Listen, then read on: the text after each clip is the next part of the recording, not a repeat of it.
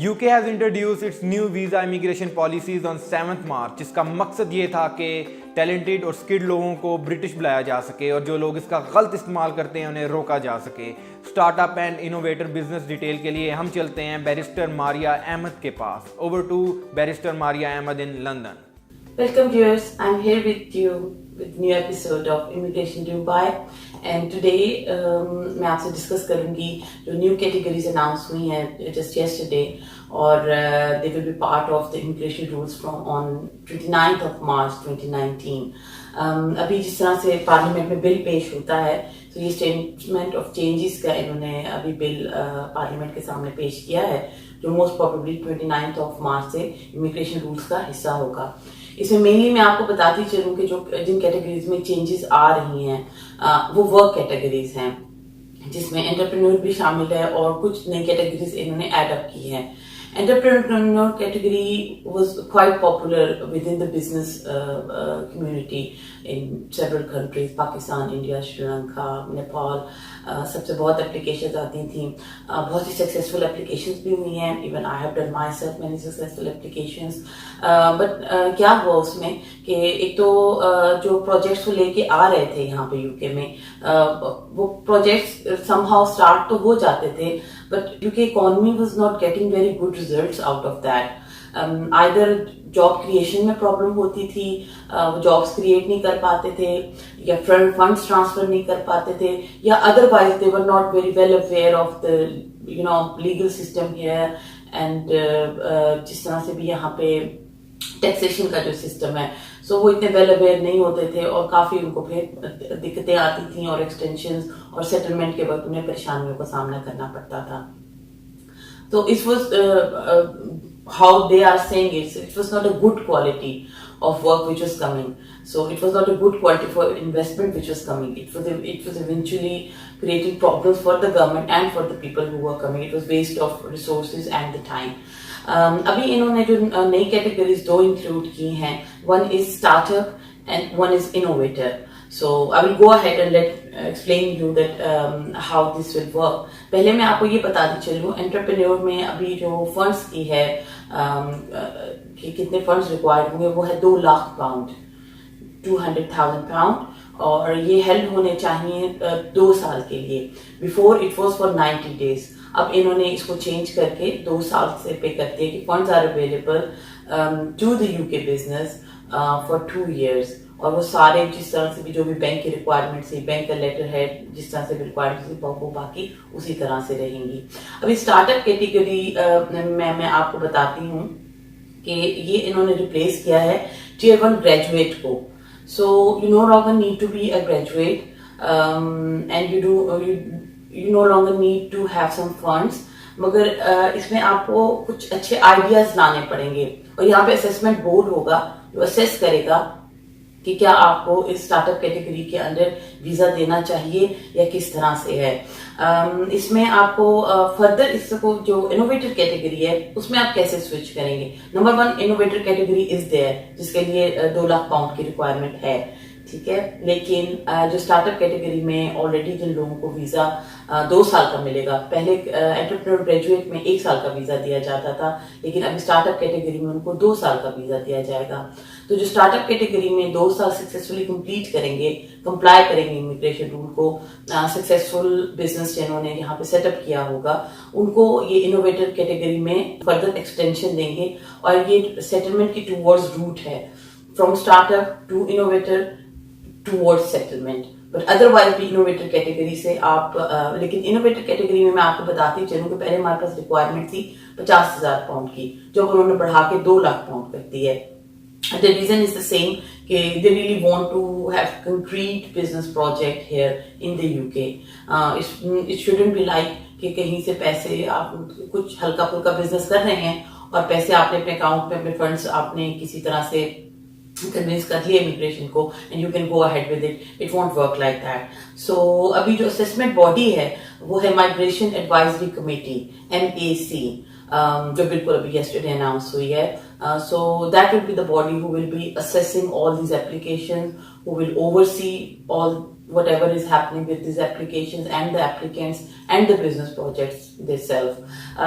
इसमें English language की मैं आपको बताती चलूँ कि उन्होंने थोड़ी सी रिक्वायरमेंट बढ़ा दी है. जो B1 थी उसको उन्होंने B2 कर दिया है. जो CFR का होता है लेवल, उसको B2 लेवल अब इसकी रिक्वायरमेंट होगी.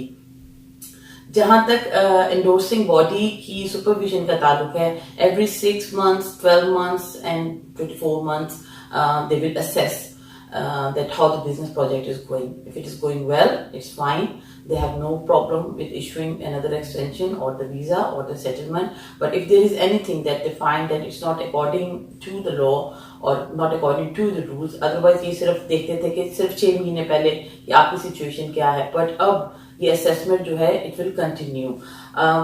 अभी जो अपेंडिक्स W है अभी इनैक्ट नहीं हुआ, but soon we will find some details over that after 29th of March. But there is a lot of changes in Tier 1 and Tier 2 and Tier 5.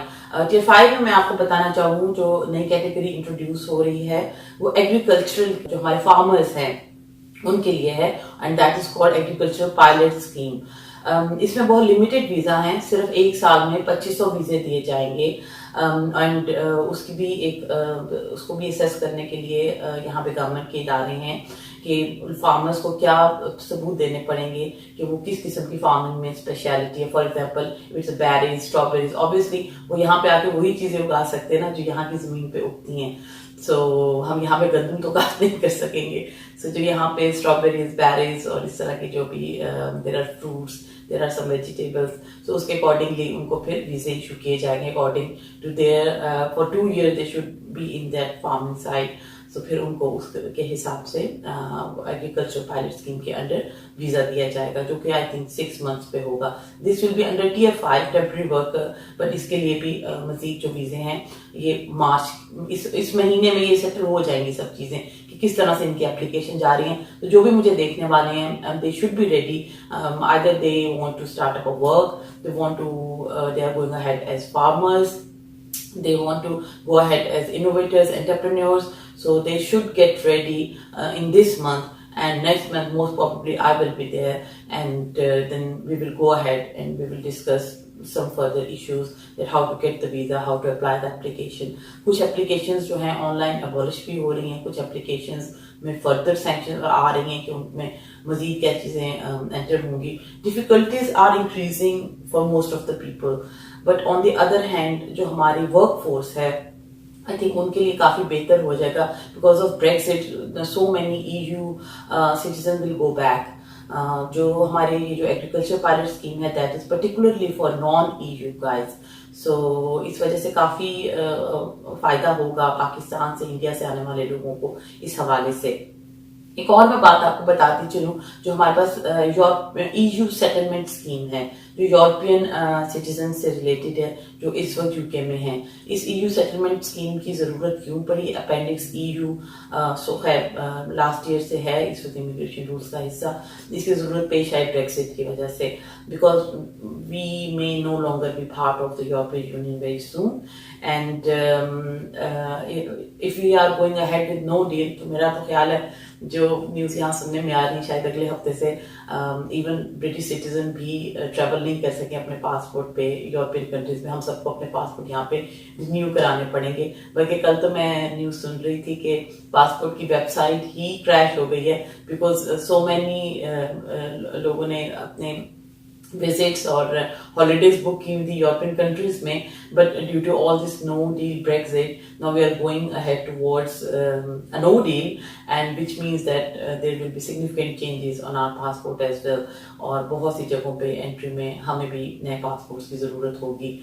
So EU settlement scheme में मैं आपको कुछ exemption सबसे पहले बता देती हूँ कि आइसलैंड, नॉर्वे, स्विट्जरलैंड एंड लिechtenstein इनकी जो है थोड़ी सी डिफरेंट होगा.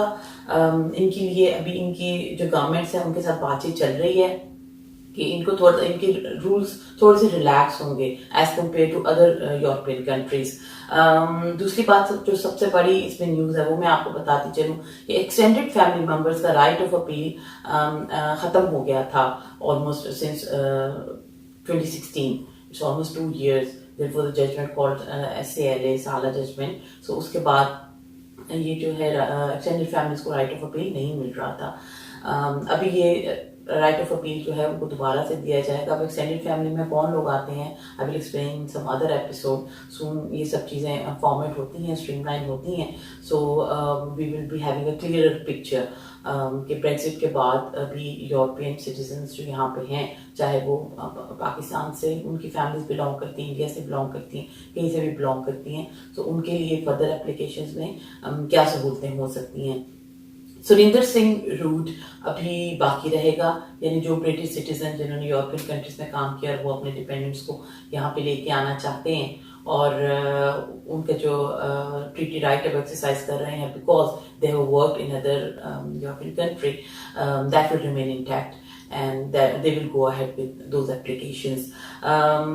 जो हमारे यूरोपियन और स्विस सिटीजन्स हैं, अगर उनको एक दफ़ा बायोमेट्रिक रेजिडेंस परमिट इशू हो चुका है यूके में और इस वक्त वो यहाँ पे नहीं है, so under EU settlement scheme वो अपने मुल्कों में रहते हुए भी they can go ahead and extend their visas.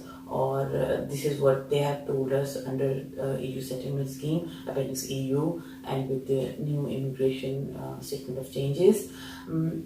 इसमें डेरिवेटिव राइट्स के बारे में हम बात करेंगे कि डेरिवेटिव राइट्स एक्चुअली कुछ ऐसे राइट्स हैं जो for example if we have a British citizen here or he needs a care, so there are certain relationships we can go ahead as a primary care जिसमें parents, spouse, बहन भाई, grandparents आते हैं, they can go ahead under the European regulations and apply for the visa. उनको 5 साल का visa मिलता है being primary carer of the British citizen.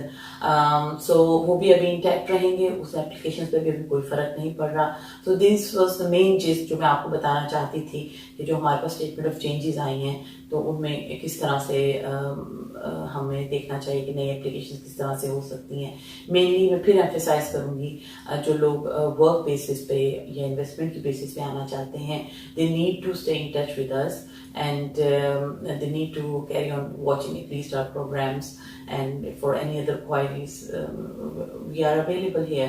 So हमसे कोई भी question हो हमसे inquiries कर सकते हैं और I would be able to answer their queries online or whatever mode of communication they want. Even on this page, even in the comments, they can go ahead and ask further questions. मगर अपने please अभी 29th of March तक immigration rules का part होंगे ये सब changes, and then I will go ahead for the further elaboration of all these categories. अभी जो हमारी next episode होगी उसमें मैं आपको जितने भी हमारे point based other applications हैं उनमें जो changes आई हैं उनके बारे में discuss करूँगी, which will be next week. Thank you so much, viewers. See you next week.